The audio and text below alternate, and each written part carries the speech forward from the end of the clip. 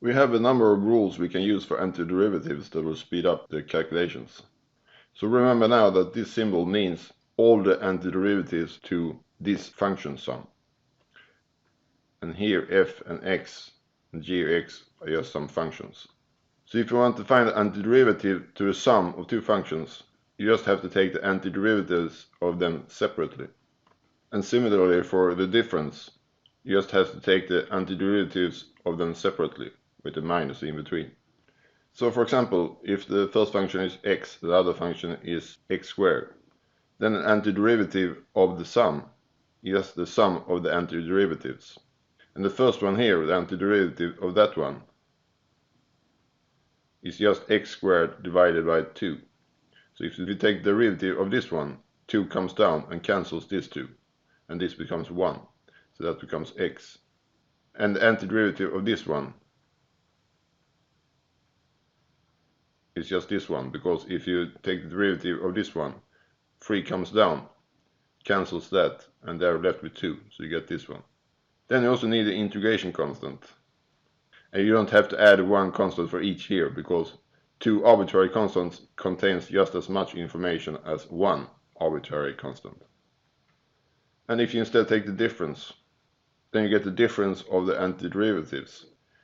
And here are just the same functions, but with a minus sign in between. If you want to take the antiderivative of a function times a constant, then you just have to take the antiderivative of the function times the constant. So for example, if you want to find the antiderivative of this one, so just a constant times function x, then you can just take the constant outside.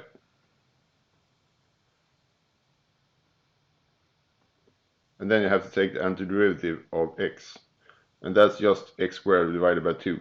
So if you take the derivative of this one, you will end up with x. And then you also need to add a constant here. And if you want to take the antiderivative of x raised to the power of n, where n is a constant, then you just have to raise the power of x by 1, and then you have to compensate by dividing by this. Because if you now take the derivative, this comes down, cancels that, and this decreases by 1, becomes this.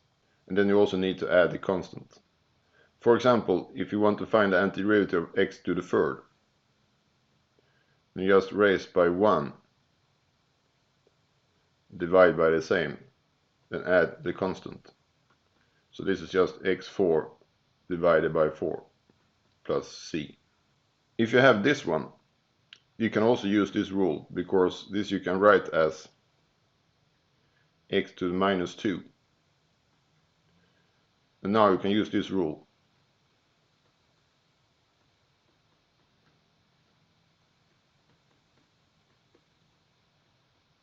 So this becomes minus 1.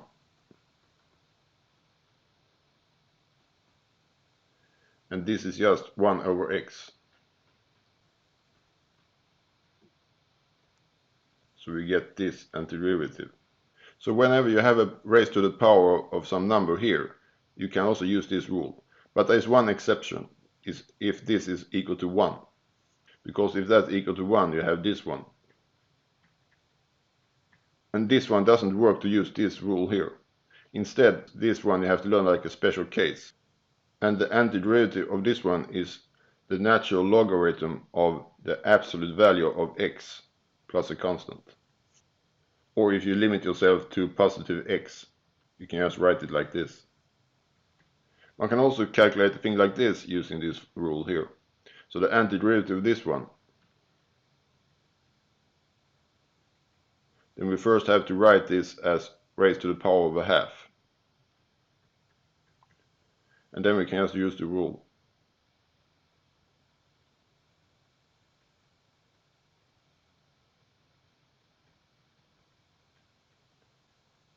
So we get this one here.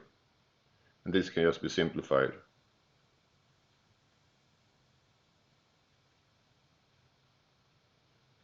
To x raised to the power of 3/2.